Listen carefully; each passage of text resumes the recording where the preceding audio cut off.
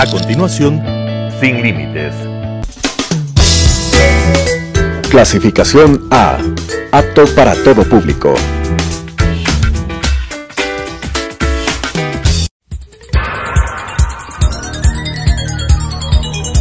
Las opiniones vertidas en este espacio por la producción y dirección del programa son de exclusiva responsabilidad de sus autores y de quienes intervienen en ellos. Telesucesos Canal 29 UHF presenta Sin Límites, un programa de análisis y opinión con la conducción del Dr. Ramiro García.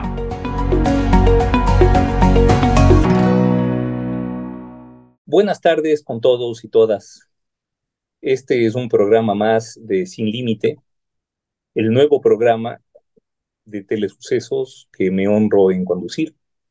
Un programa que aborda los más diversos tópicos, no solamente los jurídicos, que la mayoría de ustedes seguramente me identifica como abogado, como jurista, pero vamos a tratar también otros temas. Sin embargo, hoy vamos a analizar uno de los aspectos más novedosos y fundamentales de la criminología, un aspecto que además se está volviendo el día a día de todos.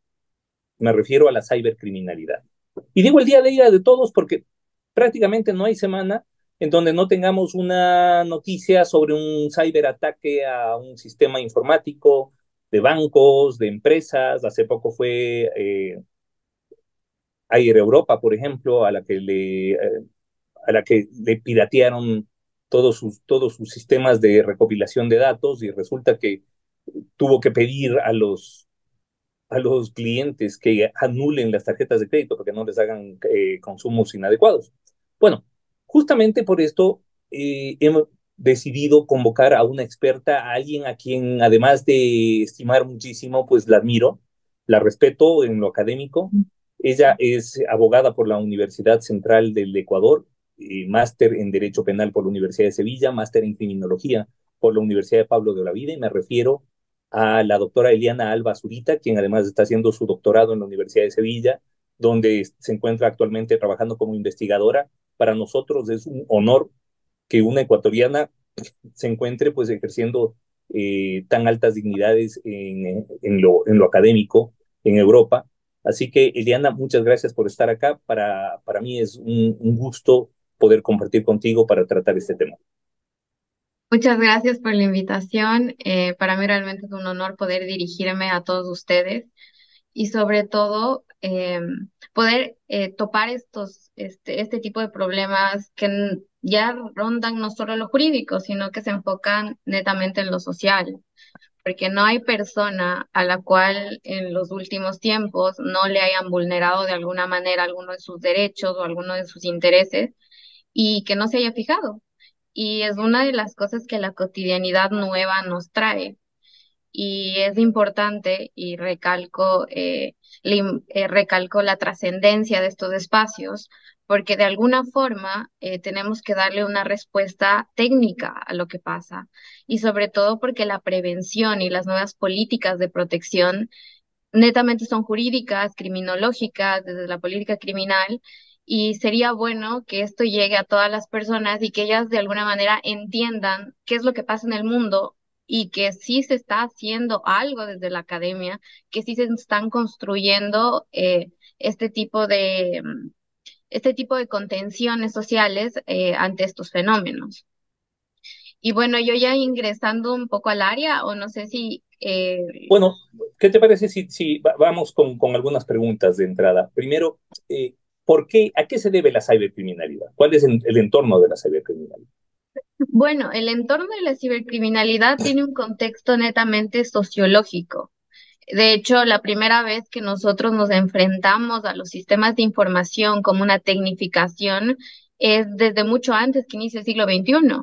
De hecho, para el año 1997, ya en la ONU hablábamos del libro blanco de las tecnologías. Entonces, ya empezábamos a decir que existe algo que está evolucionando, que está mutando y que poco a poco se va convirtiendo y que está teniendo un poder, no solo en lo político, en lo económico, sino en lo social. Entonces empezamos a hablar de la sociedad de la información. De hecho, en este cuerpo legislativo del que les hablo, es la primera vez que desde el punto de vista eh, desde, digamos, desde la función legislativa del mundo, pues que se empiezan a topar el tema de la sociedad de la información. Y obviamente ha ido evolucionando de tal manera que ahora, por ejemplo, la agenda de la Unión Europea para el 2030 es netamente la digitalización. De hecho, en sociedades como la española, como la alemana, desde el 2015 y desde el 2017 respectivamente, ya se han introducido cambios tecnológicos en toda su zona administrativa. De hecho, por ejemplo, aquí tú, siendo un estudiante normal y corriente, ya tienes que tener como requisito una firma electrónica y con esa firma electrónica se hace absolutamente todo, desde sacar cita en el médico hasta renovar tu permiso de residencia. Entonces, Ahora, netamente. bueno, toda esta digitalización generalizada que abarca todos los ámbitos, también abarca el ámbito criminal, el ámbito delictivo. Es decir, la delincuencia Exactamente. también se ha transformado digitalmente. Claro, y eso es un fenómeno que los penalistas hemos visto a lo largo de la evolución del derecho penal. De hecho, si nosotros nos fijamos en cómo han ido evolucionando las conductas delictivas, nos vamos a dar cuenta que en un momento, por ejemplo, de la promulgación de derechos fundamentales, empezamos con los derechos de la naturaleza en su punto y empezamos a hablar de delitos medioambientales. Luego hablamos de las estructuras organizadas de poder, de la corrupción, de los delitos de corrupción. Entonces empezamos a hablar de delitos de corrupción, empezamos a hablar de políticas anticorrupción y pues ahora lo que nos está golpeando de alguna manera en las necesidades sociales son los ciberdelitos.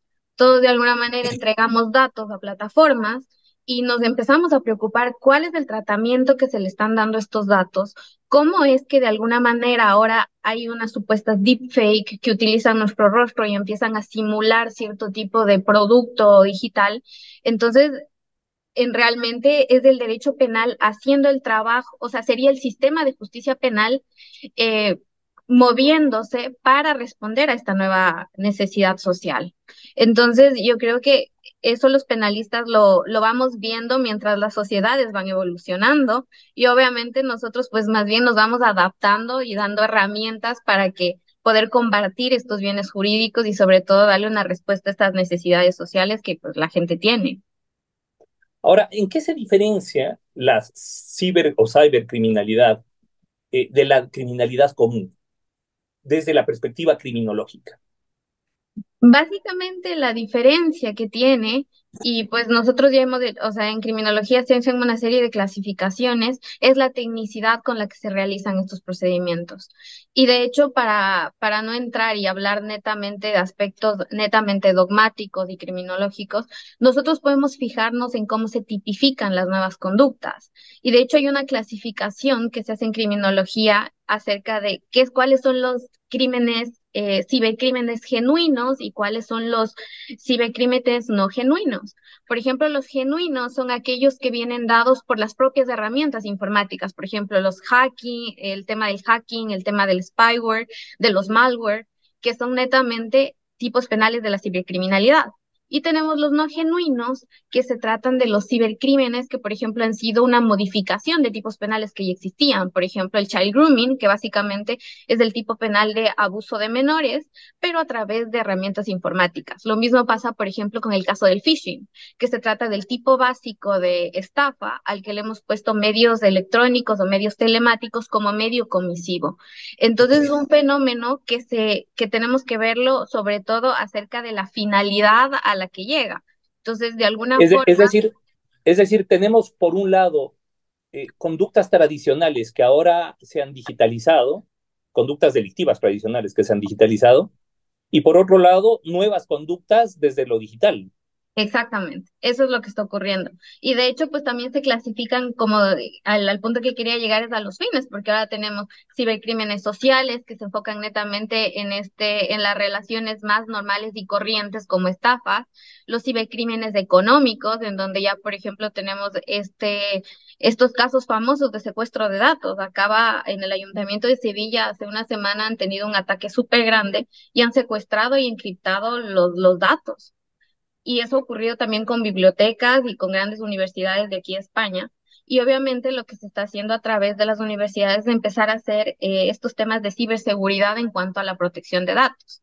inclusive desde lo político. Y de hecho, hay aún con este tema muy vigente ahora de la guerra entre Israel y Palestina, de hecho, la Corte Penal Internacional hace unos meses dijo que va a empezar a investigar este tipo de cibercrímenes en el contexto de la guerra, y básicamente son cibercrímenes políticos. O sea, hackers que están atacando los sistemas informáticos de lado y lado, y que pues de alguna manera, como nosotros estamos viendo la introducción de la tecnología en estos ámbitos, en la parte procedimental todavía hay vacíos legales, todavía Sí, hay bueno, y no cosas solamente en la que parte, no. no solamente en la parte procedimental, o sea, no, en ese momento estaba pensando en el Estatuto de Roma, de la Corte Exacto. Penal Internacional, y la verdad no me encaja en ninguno de los tipos penales que son materia de conocimiento de la CPI, estas conductas de cibercriminalidad, que me parece muy Exacto, es que no interesante, están. sí, pero esto haría necesario una reforma del Estatuto de Roma, una ampliación de los tipos penales que son de incumbencia de la Corte Penal Internacional, porque de lo contrario, ¿en base de qué puede la Corte investigar esto? Claro, de hecho, uno de los problemas fundamentales en principio de todo el fenómeno de la cibercriminalidad es el tema de la legalidad, porque hay sitios en donde ya tienes una transformación digital tan amplia y que funciona bien, pero los cibercriminales muchas veces, al tener este tema de la anonimicidad y que tú no tienes necesariamente que estar en territorio, pues no sé, están en países no sé, en Australia, o están, no sé, en Chile, y digamos que en alguna de estas legislaciones no existe el tipo penal. Entonces, ¿cómo se persiguen? Inclusive si hubieran convenios de investigación entre países, si un país no tiene, mediante el principio de legalidad, la introducción de un tipo penal en específico, pues no se puede perseguir. Y estos son una de las cuestiones que se empiezan a intentar de alguna manera solventar y solucionar en lo que van pasando los años. Porque en ¿Qué realidad, retos, qué retos impone no solamente en lo procesal, porque obviamente ujú, al ser un delito ya ni siquiera transnacional, porque se produce en el metaverso, se produce en el ámbito digital, eh, ¿qué retos le plantea al nuevo derecho penal un fenómeno delictivo como este? yo creo que uno de los retos fundamentales, y esta es una postura muy particular que yo tengo sobre el tema, es no adherirnos del todo a un populismo penal. Yo entiendo que de alguna manera estas conductas son graves y que queremos perseguirlas, pero creo que tenemos que tener una muy buena técnica legislativa al momento de introducir ciertos tipos penales. Al mismo tiempo, pues que tiene que haber un estudio criminológico de respaldo para que de alguna manera argumente o sustente el argumento político criminal de introducción de un determinado delito, que antes no se hacía, pero ahora como ya tenemos un conocimiento amplio de todo el sistema de justicia penal, yo creo que sí debemos ser responsables, al menos con el fenómeno de la cibercriminalidad. Porque, por ejemplo, ya ha pasado, como en el caso del child grooming, que cuando se introduce el child grooming en algunas legislaciones, resulta que en el tema de proximidad de edad no nos fijamos, y muchos de los ciberdelincuentes eran un año mayor que la víctima. O sea, estamos hablando de que era un contacto entre un joven de 17 con una El niña chico de de 18 16. años que le acosaba a la Exactamente. chica de 17. Claro, y realmente esto se solventó a través de circulares. Por ejemplo, aquí hay una circular del 2017 de la Fiscalía de España que resolvió el problema, pero ese problema no tuvo que haberse resuelto ya en la práctica, sino que previamente a la introducción de un tipo penal, el legislador tiene que ver este tipo de cuestiones, porque a la final hubo como 4 procesados que tuvieron que tener el engorroso proceso penal y todas las implicaciones que esto tiene, para que luego digan, ah, no, perdón, disculpa, es que no consideramos que por esta cláusula que inclusive en el derecho anglosajón la tienen, que esta es la cláusula de Romeo y Julieta, es una Sí, cláusula claro. que se aplica Sí, sí, claro, básicamente por que se proximidad aplica, de edad y que un madurez poco, claro, psicológica. que ya en nuestro en nuestro ámbito jurídico ecuatoriano se lo está aplicando en delitos como estupro e Exacto. inclusive en ciertas formas de violación. Sí, pero aún así quien hace como de alguna manera y soluciona el problema fue la Corte Constitucional, porque cuando el legislador previó introducir el child grooming en nuestra legislación tampoco lo miró. y fue a través de la Sí, Corte no, por supuesto. Constitucional. Ajá. Entonces, para mí, yo creo que el reto del derecho penal es no, de alguna manera, no sumarnos de este populismo que ya lo tenemos en las venas. O sea, yo creo que el populismo penal existe y que se aplica indiscriminadamente, pero yo creo que entendiendo el problema, de alguna manera debemos ser más responsables, sobre todo desde el punto de vista legislativo y sobre todo quienes estén a cargo de la política criminal de los países, de introducir los tipos penales de forma adecuada. Y sobre todo, pues del tema, ahí vienen otros temas en cuanto a la dosimetría de la pena, temas de peligro, la forma en cómo introducimos, que no sean leyes penales en blanco, porque a la final luego nos encontramos en un engorroso proceso de que no combatimos el fenómeno, sino que lo agravamos de manera desproporcional. Y de hecho, por ejemplo, con las deepfake ahora mismo tienen un problema a nivel mundial, porque inclusive pese a que ya se han introducido los medios telemáticos en los delitos sexuales, resulta que no encaja en ningún tipo penal y de manera concursal les está dando un dolor de cabeza a todo el mundo porque ni siquiera se cumplen los presupuestos del tipo básico, porque a la final, e inclusive en el caso del sujeto activo, las edades de los chicos que empezaron a hacer un deepfake ni siquiera son sujetos del Código Penal, sino de la ley Por de favor, menores. te pediría que, a ver, teniendo en cuenta que nuestra audiencia no solamente está compuesta por juristas, ni y menos todavía por expertos en cibercriminalidad, ¿a qué nos referimos cuando hablamos de deepfake? Bueno, nos referimos a esta inteligencia artificial que ahora se está utilizando y que está muy de moda, de hecho, en donde lo que hace, pues, del usuario de la inteligencia es tomar tu rostro y, bueno, en algunos de los casos, pues, lo utiliza simplemente para ponerte en otro cuerpo, darte otras características físicas, pero el tema de estas deepfake es que utilizan caras de menores, usualmente para pornografía. Entonces hay un caso muy Sí. famoso ahora que es de un colegio en donde unos compañeritos de clase se les ocurrió que era muy divertido pues tomar las fotos de sus compañeritas y pues exponerlas en, en avatares, podríamos decir, creados por estas plataformas, desnudas, sin ropa, Digamos, personajes ficticios con la cara real de los chicos. claro. Y eso evidentemente nos mete en un lío legal engorroso a todo el mundo, porque de alguna manera, pues hay que buscarle el tipo penal que le encaje. Y desafortunadamente hay muchas teorías, mucha gente pone muchas hipótesis, ¿no? Que si se trata de un delito contra la buena imagen, evidentemente es un delito contra la buena imagen, pero de los que están en el código, ninguno encaja.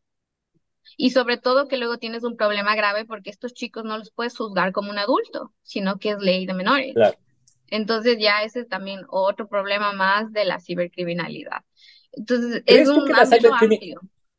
¿Crees tú que la cibercriminalidad va a generar, entre otros efectos, una revisión de la edad de imputabilidad de los sujetos activos? Pues yo En creo otras que palabras, sí, ¿crees tú que se va a bajar de 18 años la edad de imputabilidad como producto de la evidencia de que hay muchos de estos delitos que se están cometiendo por personas menores? pues yo creería que va a pasar porque estamos hablando de nativos digitales.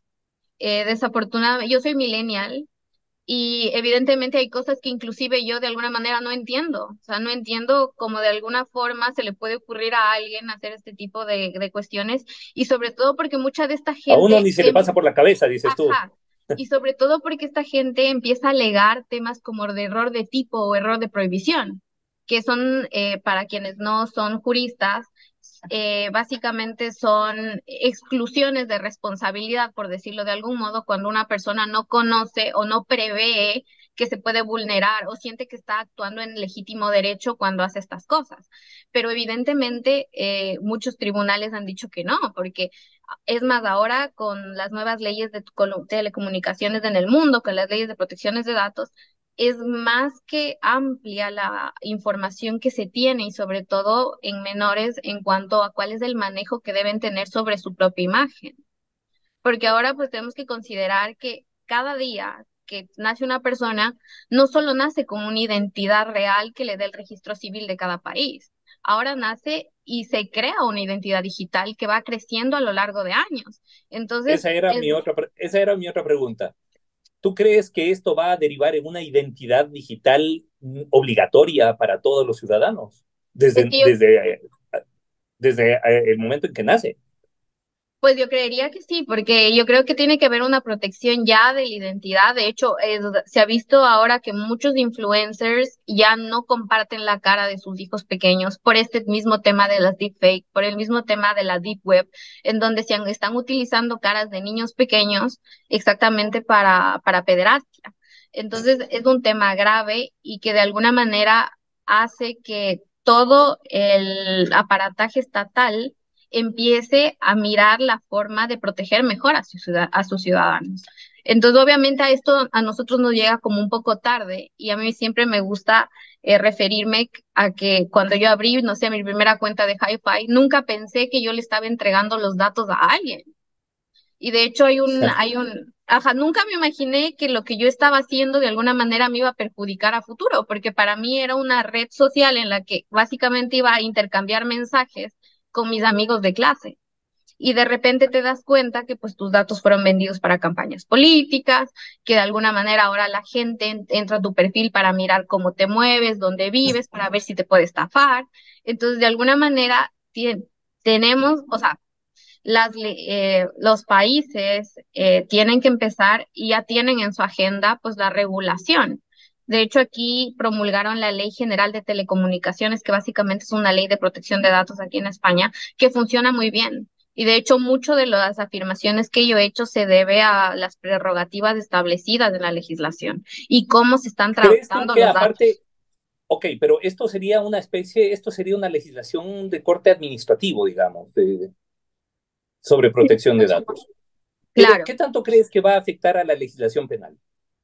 Yo creo que afecta directamente. Como sabemos, la línea entre el derecho administrativo y el derecho penal es diminuta, Es eh, cada vez más tenue, sí, es cada vez claro, más claro. tenue. Y de hecho, como hace un momento que me preguntaba sobre cómo evolucionó los cibercrímenes, ya para los para los delitos económicos y los delitos de corrupción, la línea administrativa era finísima. Ahora con los cibercrímenes es mucho más fina, porque estás a nada, por ejemplo, de que con el tema de las grabaciones, ahora que pues tuvimos un escándalo gigantesco que alguien grabó a alguien y pues aglomeró las tendencias de Ecuador en el mundo, evidentemente el Bueno, pero tratamiento que ahí no estamos hablando de un ciberdelito, ahí estamos hablando de una grabación, sí con fines además de para una denunciar. conversación propia. Exactamente, pero a lo que me refería es al tema de grabación de imagen, grabación de voz, o sea, solo por traerlo a colación como una referencia. Pero Claro, sí, claro, claro, pero esto nos va a poner a discutir el tema, no solamente el tema legal, sustantivo, ni solamente el tema procesal, nos va a llevar a una discusión probatoria brutal. ¿Qué es qué es aceptable y qué no dentro de un proceso? Yo creo que esto va a ser como un volver a punto cero en materia probatoria. exactamente, o sea, empezar a generar inclusive desde las ciencias forenses, una nueva perspectiva de buscar evidencias. De hecho, ahora pues los ingenieros informáticos y todos los encargados de la parte investigativa pues tienen que actualizarse. De hecho, quienes están haciendo un gran trabajo con una de las fiscales en Argentina, que se llama Daniela Dupuy, ella está trabajando en una unidad especialista en cibercrímenes y ella está haciendo un trabajo estupendo en Argentina. He tenido la oportunidad de ir a varios congresos en donde ella es ponente y pues están trabajando muchísimo ahora en el tema investigativo. Igual en el ámbito forense, pues hay que empezar. Y yo creo que pues en Ecuador sobre todo tenemos que invertir mucho en este tema y además que pues si en sí nuestro sistema de protección de datos y nuestra ley de protección de datos no funciona del todo bien, pues no sé cuál sea el estado en cuanto a la investigación. Entonces yo creo que es una revolución completa lo que se debe hacer y afortunadamente tenemos modelos exitosos de otras legislaciones que también podemos tomarlos como ejemplo para aplicarlos. Y yo creo que esa es la parte fundamental. Entonces, bueno, tú le ves un cambio en la legislación acelerado, tanto en cuanto a la protección de datos como en la legislación penal, en la inclusión de nuevos tipos penales o en la modificación de los ya existentes. Claro, yo creo que tiene que ser una agenda de digitalización, como se ha hecho en la mayoría de países. Tenemos que introducir la digitalización en todo el sistema de justicia penal y en todo el sistema, evidentemente, una ley de protección de datos eficiente para que pueda marchar, porque, como digo, la línea entre el derecho administrativo sancionador y el penal es diminuta. Entonces, si no tenemos una buena ley administrativa que regule la protección de datos, es muy probable que tampoco la ley penal actúe de forma adecuada, porque, y si bien funciona la una y no tenemos los tipos penales adecuados para cuando tengamos que dar el paso, pues no estaríamos haciendo absolutamente nada y no estaríamos teniendo de alguna manera ni protegiendo los bienes jurídicos que buscamos proteger en este caso. Porque, a ver, ya hablamos también de nuevos bienes jurídicos y hablamos de la intimidad desde otra justamente te iba a decir, perspectiva. yo creo que la teoría del bien jurídico se va a ver muy retada por estos nuevos entornos digitales. Por ejemplo, la identidad de un avatar, de una persona en un avatar, ¿puede ser un bien jurídico, sí o no? ¿Puede haber vulneración a la personalidad a través de la vulneración de un avatar en lo digital, sí o no? Es De decir, hecho, es amplio y pues existen ya, hay sentencias, sobre todo en lo que tiene que ver con delitos sexuales en el ámbito de la cibercriminalidad, en donde ya el concepto de daño ya incluye a las plataformas e incluye a tus propios avatars, porque de alguna manera son la proyección de tu personalidad, son la proyección de tu propia imagen. claro. Entonces, de hecho, hay una sentencia, creo que es del 2016, ahora mismo la tengo en la cabeza, pero no sé el número exacto, pero en donde ya se reconoce el daño al avatar porque se trataba de un tema de abuso sexual. Entonces, la víctima real, empezó a tener, cuando se le hizo obviamente el examen psicológico dentro del proceso, pues tenía afectaciones normales de una víctima de abuso normal. Entonces el tribunal empezó a revisar el concepto de daño y evidentemente pues cambió totalmente la perspectiva que teníamos de que únicamente el daño es material y que tiene que mirarse de forma física. Entonces estamos hablando Sí, ya de que el mundo cambió. yo creo que esto viene, esto para muchos esto va a ser como volver a reestudiar, a reaprender el derecho y bueno, lo bonito del derecho es eso, que cada vez se reinventa, se reformula en función de las reformulaciones sociales. Eliana, Así es. muchísimas gracias por esta entrevista, gracias por tenerte acá, ha sido un honor. El nivel académico que tienes y que estás alcanzando y que vas a alcanzar sin duda es enorme y de verdad que como ecuatoriano además pues, es para mí un honor el poder tenerte acá. Muchas gracias y nos vemos la próxima semana con otro programa Sin Límite. Muchas gracias por la invitación y de alguna manera espero haber aportado un poco sobre las cuestiones o la problemática que venimos a comentar el día de hoy. Sin Gracias. lugar a dudas. Nos vemos la próxima semana con todos y todas. Gracias. Las opiniones vertidas en este espacio por la producción y dirección del programa son de exclusiva responsabilidad de sus autores y de quienes intervienen en ellos. Telesucesos Canal 29 UHF presentó Sin Límites, un programa de análisis y opinión con la conducción del Dr. Ramiro García.